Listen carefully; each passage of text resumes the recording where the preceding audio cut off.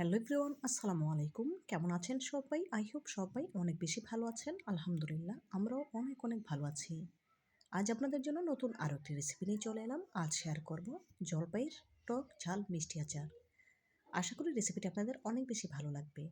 তো বন্ধুরা, না টেনে সম্পূর্ণ ভিডিও জুড়ে সাথে থাকার অনুরোধ রইল। চলুন মূল প্রিপারেশনে যাওয়া যাক। আচার তৈরি করার জন্য এখানে বাজার থেকে কেনা 1 কেজি জলপাই নিয়েছি। জলপাইগুলো খুব ভালোভাবে ধুয়ে নিয়েছি।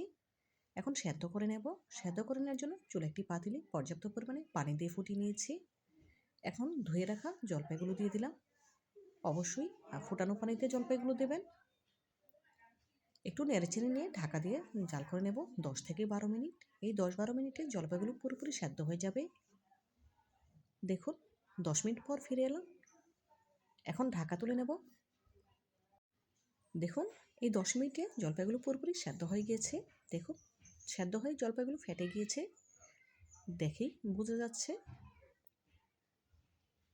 এখন একটি জলপাই ভেঙে দেখাবো কতটা পারফেক্টভাবে সেদ্ধ হয়েছে। একটি জলপাই তুলে নিয়েছি। দেখুন সেদ্ধ হয়ে একদম ফেটে গিয়েছে। হালকা একটু চাপ দিয়েছি, সাথে সাথে জলপাই ভেঙে গিয়েছে। এখন গ্যাসের ফ্লেম অফ করে দিয়ে জলপাইগুলো চুলা থেকে নামিয়ে ঠান্ডা করে নিয়েছি। এখন ঠান্ডা হওয়া জলপাইগুলো ভেঙে নিতে হবে। যেহেতু সেদ্ধ করা খুব সহজেই ভেঙে যাচ্ছে। দেখুন এক এক করে সবগুলো জলপাই ভেঙে নিচ্ছি।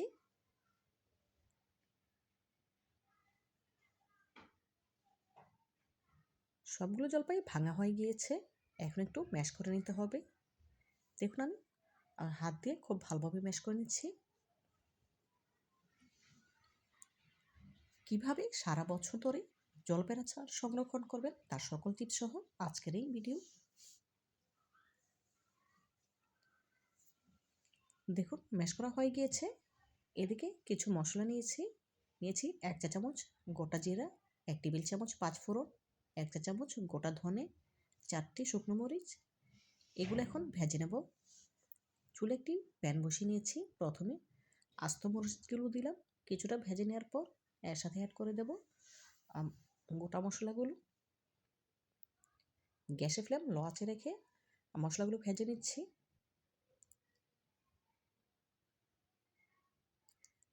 দেখুন এই পর্যায়ে মশলাগুলো ভাজা হয়ে গিয়েছে, খুব সুন্দর ফ্লেভার ছেড়েছে। এখন গ্যাসের ফ্লেম অফ করে দিয়ে চুলা থেকে নামিয়ে মশলাগুলো গুঁড়ো করে নিয়েছি। এদিকে অন্য আরেকটি প্যান বসিয়ে নিয়েছি।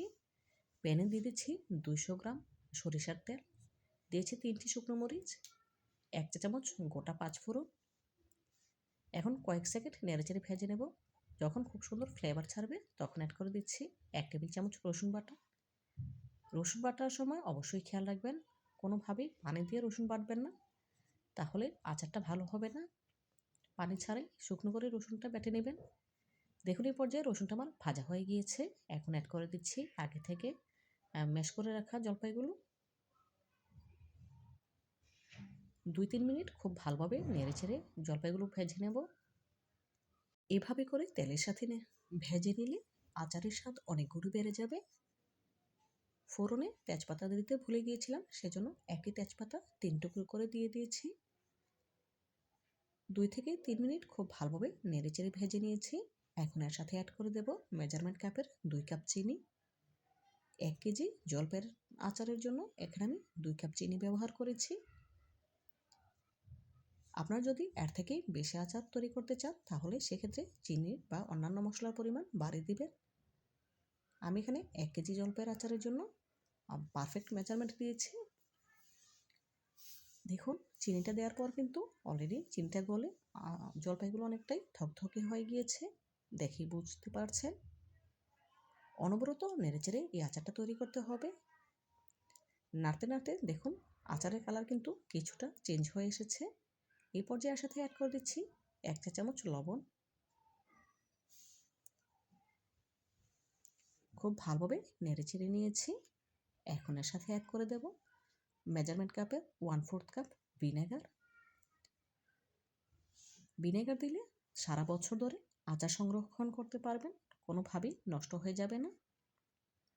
আর যদি অল্প পরিমাণে আচার তৈরি করেন সেক্ষেত্রে ভিনেগার না দিলেও কোনো সমস্যা নেই। সারা বছর যদি সংরক্ষণ করতে চান অবশ্যই ভিনেগার দিয়ে নেবেন। খুব ভালোভাবে নেড়েচেড়ে আচারটা পুরোপুরি তৈরি করে নিচ্ছি। এই পর্যায়ে এর সাথে অ্যাড করে দিচ্ছি আগে থেকে ভেজে গুঁড়ো করে নেওয়া 5 ফোড়নের গুঁড়োগুলো। সম্পূর্ণ মশলাটাই দিয়ে দিয়েছি। নেড়েচেড়ে খুব ভালোভাবে মিশিয়ে নিচ্ছি।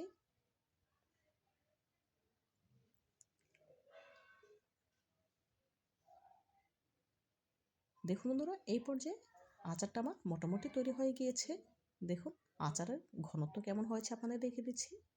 দেখে বুঝতে পারছেন এরকম ঘনত্ব হলেই আর চুলা থেকে নামিয়ে নিতে হবে। যখন ঠান্ডা হবে তখন কিন্তু আর অনেকটাই ঘন হয়ে আসবে। ঠান্ডা হবার পর একটি সার্ভিং প্লেটে সার্ভ করে নিয়েছি। মাশাআল্লাহ, জলপাই আচারের ফাইনাল লুক দেখুন, দেখতে কতটা সুন্দর এবং লোভনীয় লাগছে। তো বন্ধুরা, আজকের মতো বিদায় নিচ্ছি। ভালো থাকবেন সবাই। আল্লাহ হাফেজ।